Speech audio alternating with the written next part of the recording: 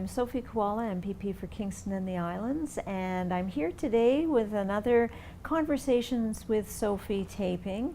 And the purpose of this show is to bring research and innovation and elevate the awareness of the wonderful research and innovation that's going on in Kingston and the Islands. And I'm here today with our guest, Pete Pigott from GreenCentre Canada. Most people think of the environment, they think of the benefits to the environment. What if we made things less toxic? Mm-hmm. What if we made things less waste and other things? So make it a greener product. And that's great. Most people would want that. I bet you if we asked 100 people would say they want that. Mm-hmm. What you need though is the economics behind that. You need the economy working in unison with the environmental benefits, because really what you want to do is you want to create that adoption, the commercialization of those technologies in the marketplace in terms of both the company's adoption, their investment in the product, hiring people and training people with that new product, and then bringing it to the marketplace. And they want to make profits. They want to help the economy in doing that. If you can bring those two elements together, it's magic. That's when you get the adoption. It helps the environment, helps the economy, and it works great. We have a wonderful collection of talent here. Bachelor's level, master's level, PhD level chemists, and so we brought in some business folks as well, intellectual property talent. We've got business development and business leaders as well. And when you wrap the science and the business together, you can offer some interesting services to young companies that are looking to help commercialize. I think we've done a reasonably good job attracting, I think, well over 100 young companies through the GreenCentre in the last 5 years. So we've seen a lot of interesting technology. So forward water, as the name would imply, it involves around forward osmosis. And forward osmosis is an interesting chemical phenomena. If you put two liquids, if you picture a fish tank, a salt water fish tank, a membrane in between and some dirty water on the other side, the salt water wants to pull the fresh water across the membrane. And so what we've demonstrated here with this chemistry is that you can pull fresh water out into the salty side, but you end up with just a salty solution. The forward osmosis solution that we've chosen allows you to switch it off and take the gas out just to leave fresh water behind. And so we use a simple technique. It's CO2, bubbling CO2, almost like a can of soda water. Taking the gas out turns that chemistry off and takes the chemicals out and leaves you with fresh water.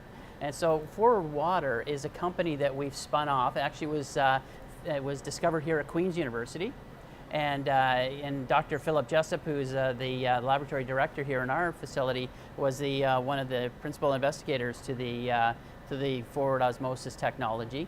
And so when we spun this business out as Forward Water, we didn't realize how many applications it had.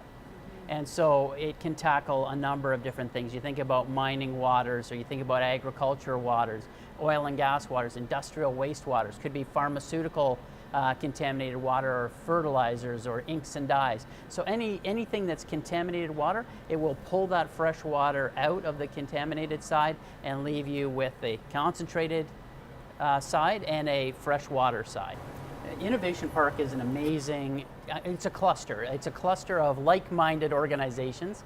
Wonderful facility, offers expansion opportunities. We're actually looking at expanding our labs and taking a space next door for some of our larger industrial clients that need research and development done. So it offers us that capability, but more importantly, it's who we're surrounded by.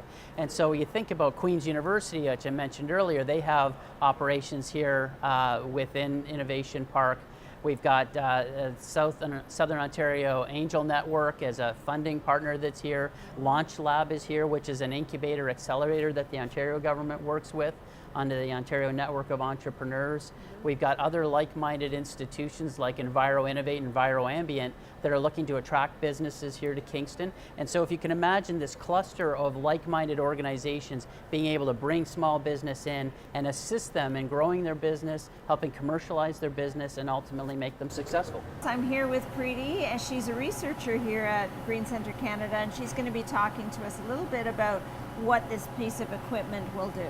Okay, so this is a glove box, as you see here, and we do air and moisture sensitive chemistry in this glove box. So it's an isolated environment. It's a nitrogen filled box, and So we do a lot of work for semiconductor industry where we make these highly reactive metal precursors which are then used for metal deposition.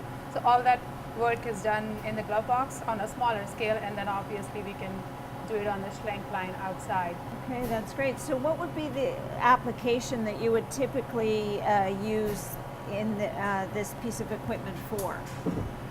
So like I mentioned, we're using it to make to do a lot of metal precursor work for the semiconductor industry, like making precursors for metal atomic layer deposition of metals. Okay. Like thin films. And we do a lot of different metals. So each and every metal has a different use in there in making the chips. So, and the other work is the catalyst work. So we make catalysts for different reactions for various companies, and those are usually air and moisture sensitive. So we do that work in here as well. Okay, sounds absolutely awesome, and I want to thank you, Preeti, for Thank you. just giving us a brief demonstration of what we can do You're welcome. with this piece of equipment.